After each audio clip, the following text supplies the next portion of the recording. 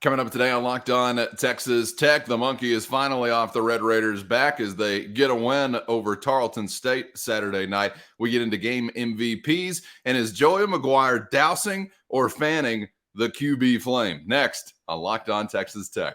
You are Locked On Texas Tech, your daily podcast on the Texas Tech Red Raiders, part of the Locked On Podcast Network, your team every day. We're going to start this thing off right. Raider!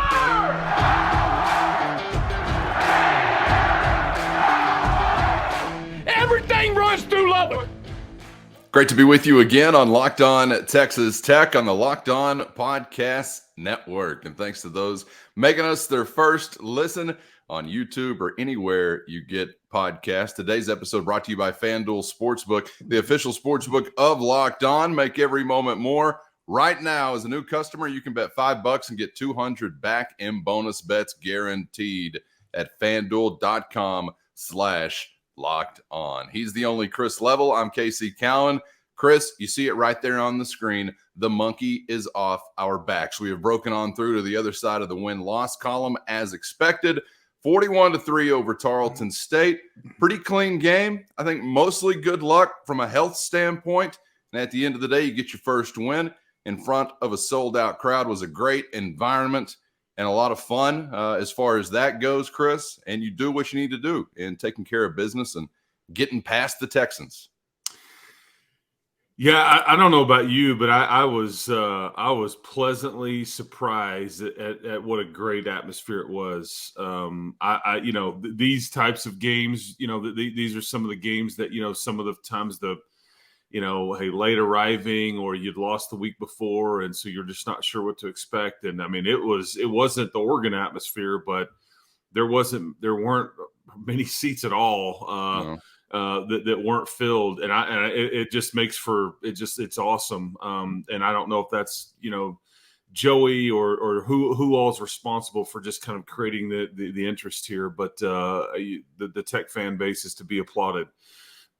And yeah, you did. This was a semi-business-like, not clean game that you just kind of leaned on a team that you were better than. There's plenty of like storylines that you can pull from that you feel good about, like plenty of boxes that you checked.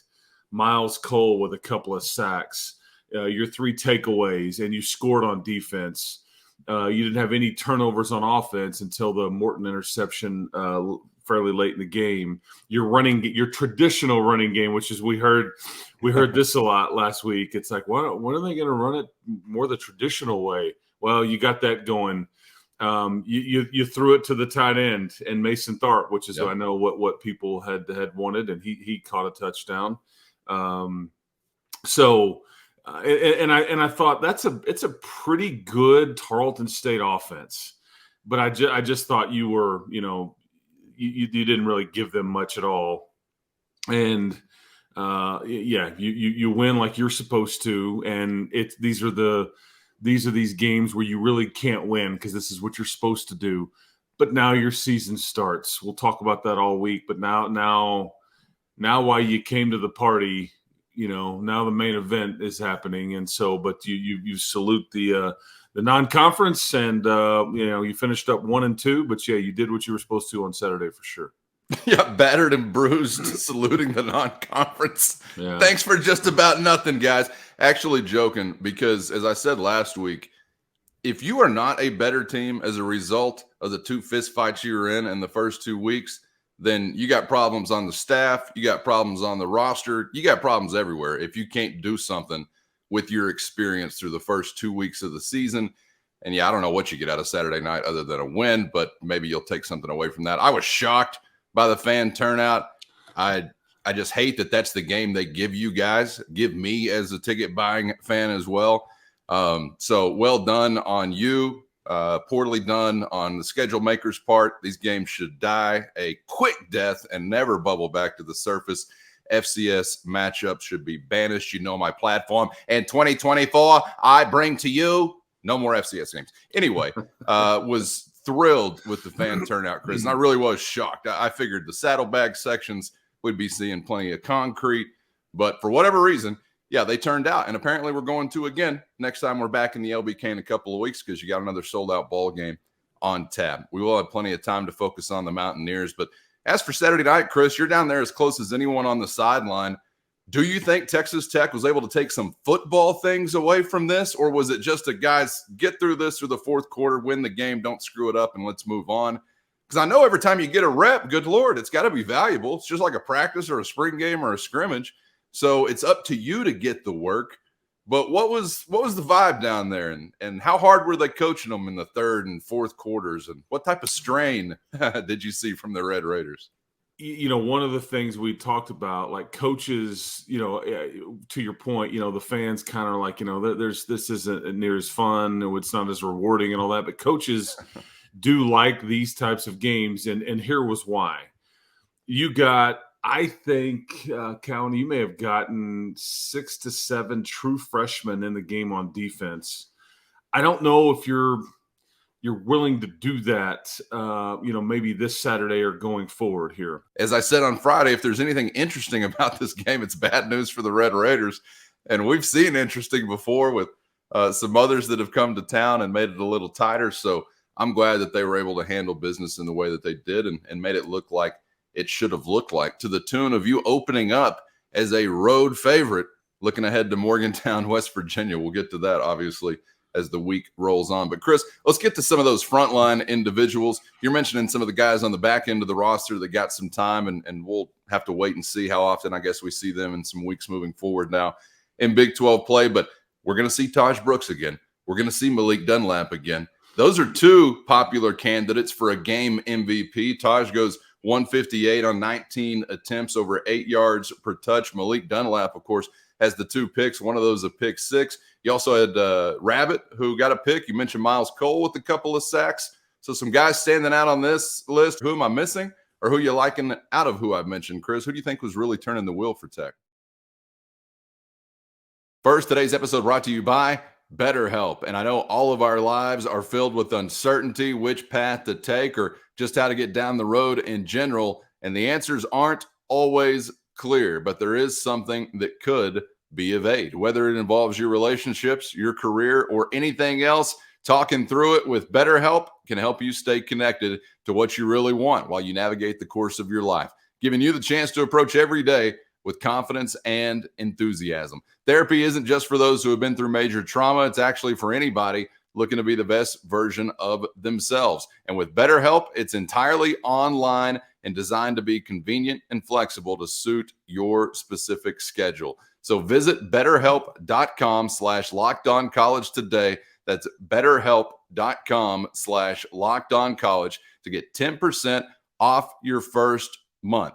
That's BetterHelp, H-E-L-P as in Patrick, betterhelp.com/lockedoncollege. Head there today, get 10% off your first month, and get busy charting your life's course with BetterHelp.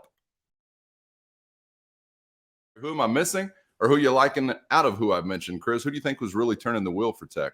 Yeah, I mean, I thought, the Gino Garcia with the 2 sneaky field goals, I think that people kind of had the mild concern there, but I don't have any concerns about Gino Garcia in your kicking situation. So he makes a 28 and a 43-yarder business as usual. I would say Taj Brooks, this was a career night for him. Here's what I think that Tarleton State, they went into the game thinking this. This is what I'm going to surmise by the way that they basically played defense. They were willing to give you the run game or see if you were good enough to continue to take it. They dropped a ton of guys in coverage. If you watch, there's not a lot of guys running open and running free because I think they just were like, we're going to drop people and keep everybody in front of them. And you hadn't run it well in the first 2 weeks in a traditional sense, right? Which is what the fans – I don't want to see more of this QB run game. We need to be able to hand it off and get downhill. Well, they gave you what – because Joey and I talked about this at halftime. He's like, this is what they're giving us, and we've got to continue to take it and be good enough to take it and punish them for it because they were dropping, a bunch of guys in coverage, as he terms it. They're giving us a light box, and so you took it. And Taj – was able to take advantage. And so I think that's up to Tyler or Barron in those senses, or in those cases, to like identify who's in coverage, who's going to play the run here, and let's get us into a good running play. If there's only 4 or 5 guys up here, we've got to be good enough. But I thought you could see the beauty of how good Taj can be at times. And he runs tough and all that. But I thought he almost had a career night in the first half. So I thought that was like one of the bright shining moments. And it's hard, man. It's hard not to take Malik Dunlap. However, he got the first one. It was just thrown right to him.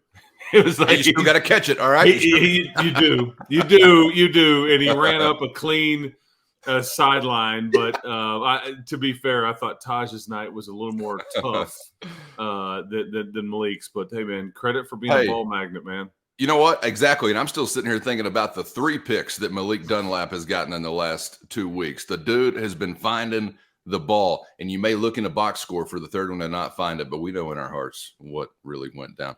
Chris, I mentioned Miles Cole and a couple of sacks, but QB pressure, was it really there to the extent we wanted it to be in an FCS game? How did you feel about the defensive front, whether it was Cole or some of those other guys trying to get after the quarterback?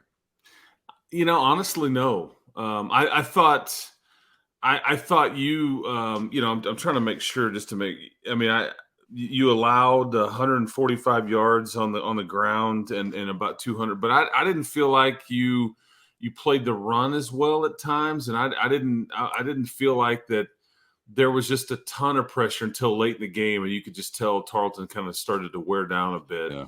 And Miles Cole, there should have been a flag on his play because he's being held all the way to the quarterback. He's just dragging the offensive lineman with him. And the offensive lineman is just like, please don't go hit my guy here. But that was the other thing in the game. Like the flags didn't fly until very late. It was like, I thought we joked on the broadcast that the crew must have had a plane to catch, although I don't know where they're flying to, but it's like they just weren't going to call anything.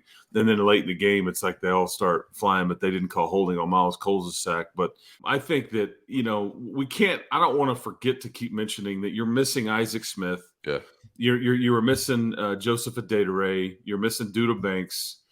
I think that you played Tony and Jalen most of the game, but then kind of got them out early in the second half. But I think, and Steve Linton is battling a couple of ailments. He's got a hand issue and he's got a lower body issue as well.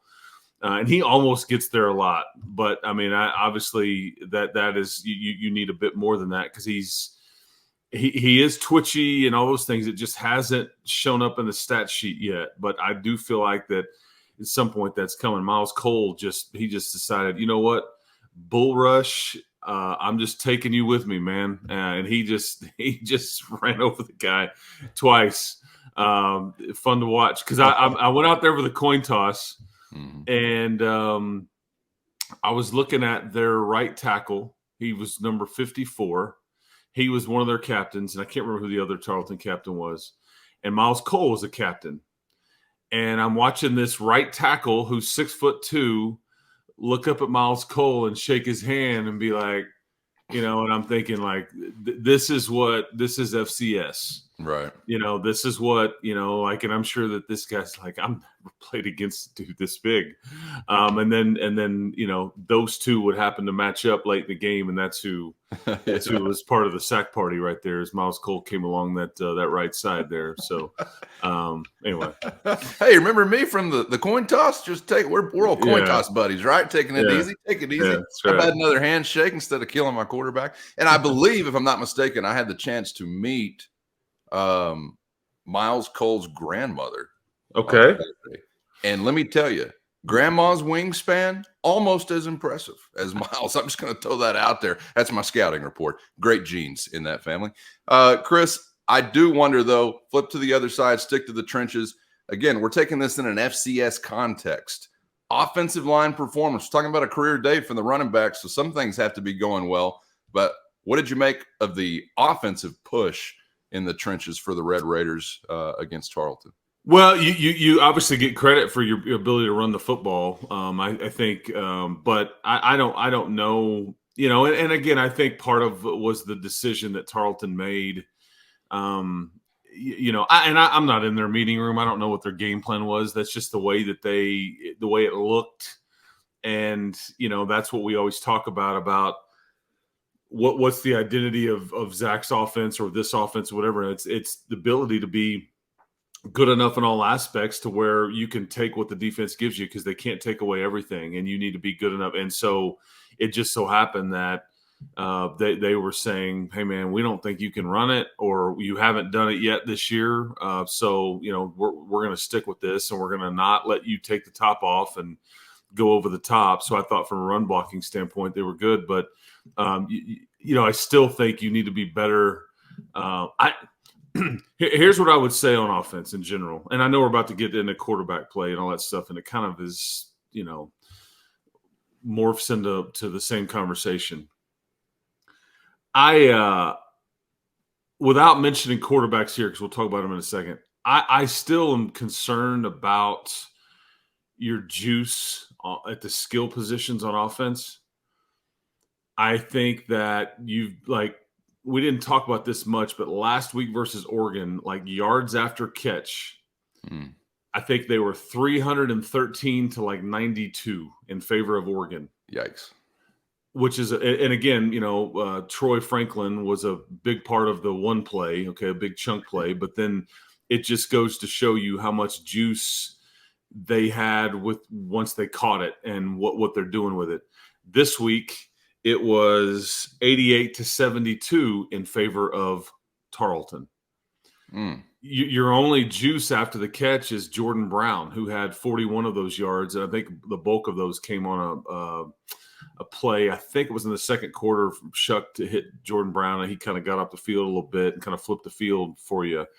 Jordan Brown did start for Lubbock, and I expect this to absolutely continue. And this is why. What we're talking about is why. He's got some confidence and some movement to him, and I think he's matured a lot, and Lubbock just hasn't done anything this season. It's just, he's just, so they've traded places, and I expect that to continue. But that offensively, that is a concern for me. And I framed it in terms of lack of a dude, lack of a superstar, and all those things all summer. But this is kind of what I'm talking about. Prime example, and I'll stop talking about this. It's 10-10, Texas and Wyoming, late in the third or early fourth in Austin Saturday night, and everybody's tuning in, going, "Uh-oh, what's going on?" This Wyoming team, mind you, this is a Wyoming team that wasn't even playing with the Peasley kid at quarterback that was so good against Texas Tech. This was their backup, okay? But I think Quinn Ewers throws it to Xavier Worthy on a 5-yard little play, and it's just a one-on-one play, and he just runs around him, and 40 yards later, it's a touchdown. And then Streak of lightning. Yeah, and Texas rolls. Yes. And so, who is this guy for you that when it's not going necessarily well, you just kind of, I feel like I've said the same thing over and over. I just don't know if you have this guy yet. And I think you're trying to find, people that can be an answer there. And I think Jordan certainly is on his way to kind of helping.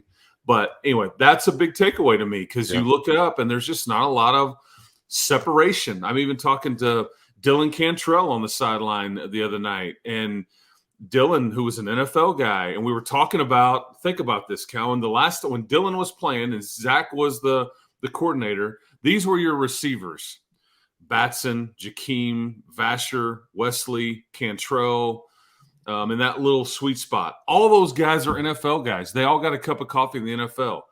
I don't know if you have anybody on your roster right now that at the wideout spot is an NFL guy, and I think it kind of shows up. And I think Jerron Bradley could emerge. I think some of these, I'm excited to see Coy Aiken break ticking, boys.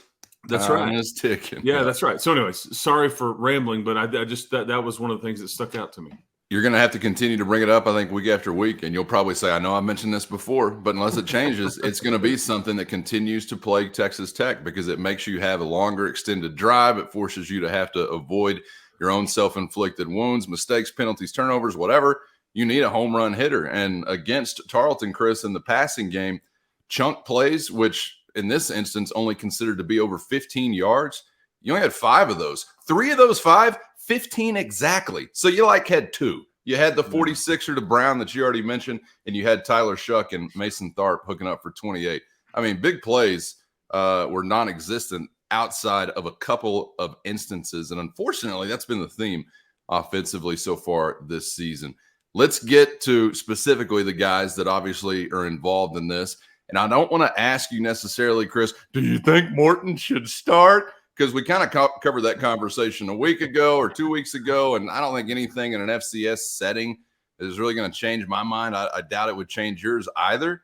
But I am interested in your perspective on Joey McGuire giving this conversation a big old hug just right out of the gates in the press conference, because I almost feel like some coaches would just avoid a conversation that I guess is not a conversation to them. If he's got a clear QB1, I don't even know why it would be a conversation to them, but it was him that brought it up in the post-game setting. It's like, I know you guys are going to ask about it, and so here it is. This was our plan to do it all along. Tyler Shuck, clear-cut QB1. What do you think, Chris, about Coach McGuire's embracing of this, I guess, open quarterback conversation? First, today's episode brought to you by Athletic Brewing Company, changing the non-alcoholic beer game one swig at a time. And it's time for your game changer of the week. This week, it's the ball magnet, Malik Dunlap, who began the playmaking Saturday night with a 54-yard pick six, only 3 minutes into the game, but he wasn't done as he'd add another interception with just over a minute left in the first quarter. And much like Malik Dunlap, Athletic Brewing Company is changing the game with non-alcoholic beer that tastes good. Great tasting, award-winning, and you're going to find more than 50 styles at athleticbrewing.com. But what you won't find ever, a hangover with Athletic Brewing Company. Change the game today by finding Athletic Brewing Company's non-alcoholic beer at a store near you or online at athleticbrewing.com. And right now, first-time customers can get 15% off your first online order by using the code LOCKEDON. That's locked on for 15% off your first online order. Near beer, exclusions and conditions apply. Athletic Brewing Company and athleticbrewing.com. It's fit for all times. What do you think, Chris, about Coach McGuire's embracing of this, I guess, open quarterback conversation? Yeah, and I don't know if that was some of that was my fault, because I before I taped Joey, because I talked to him before he went into his press conference. I said, "Hey, I'm going to ask you about the QB thing." We thought it peculiar on the broadcast just because it was so early in the game, and this wasn't exactly a game that you had put away. You're up 24-0, and then Barron came in with all the starters. We just didn't know. Sometimes we have a heads up on, hey, this is kind of what we're thinking, or the plan, or whatever. We weren't aware of this, other than we want to get a lot of young players in this game if it goes the right way.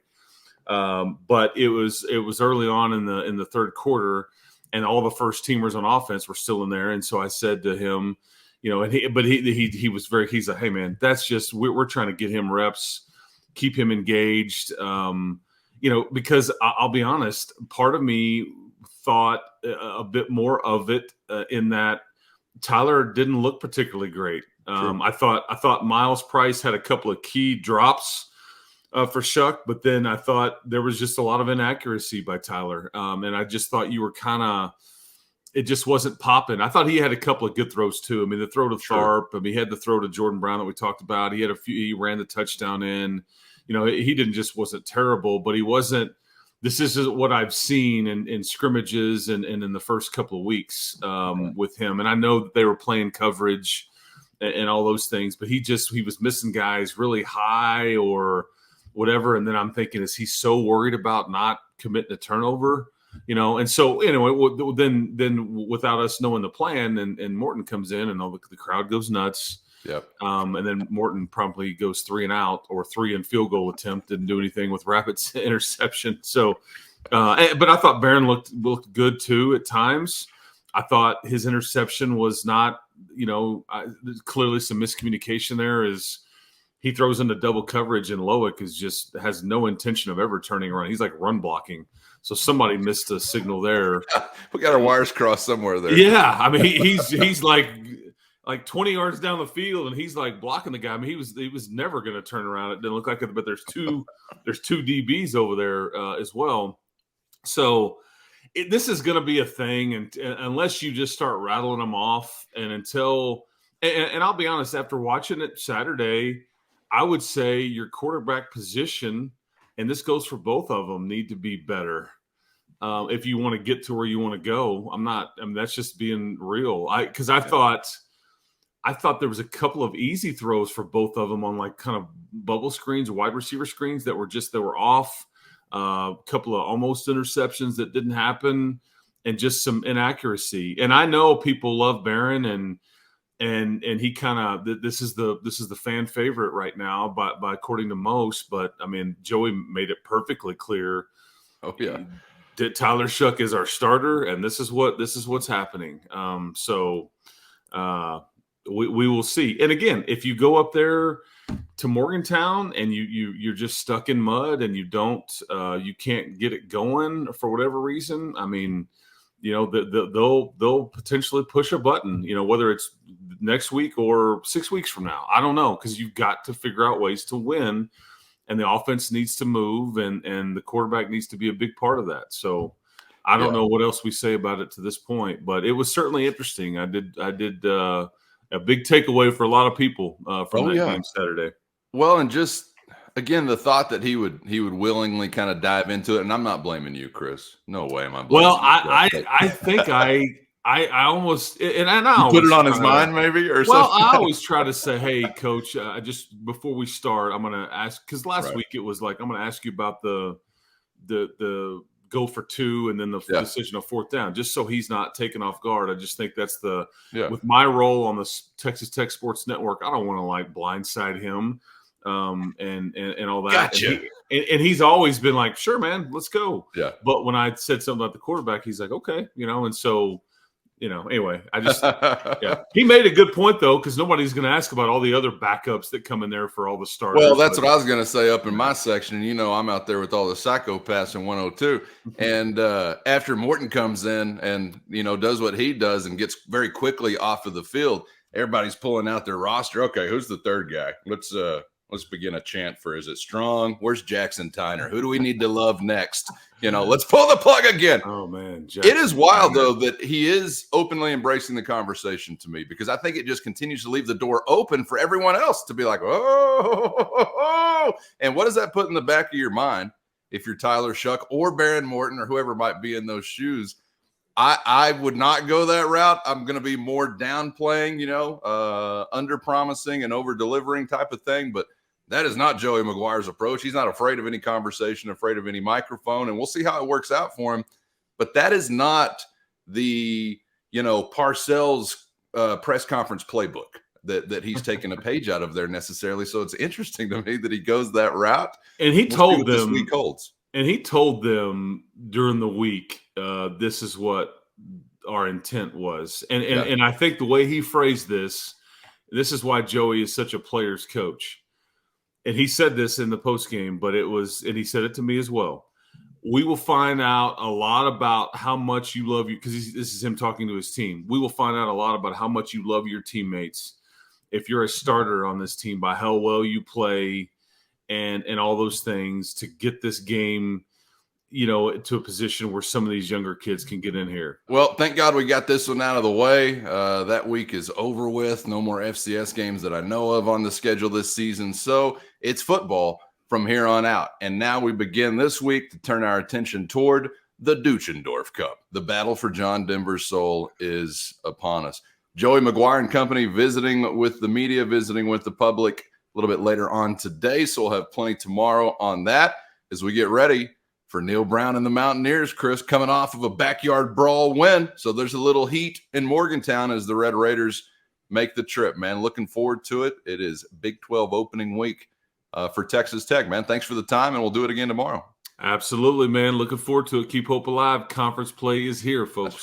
That's right. He's Chris Level. I'm Casey Cowan. Make sure you're subscribed on YouTube or wherever you got this podcast, free and available, so you never miss an episode. And we'll see you for the next round on Locked On Texas Tech.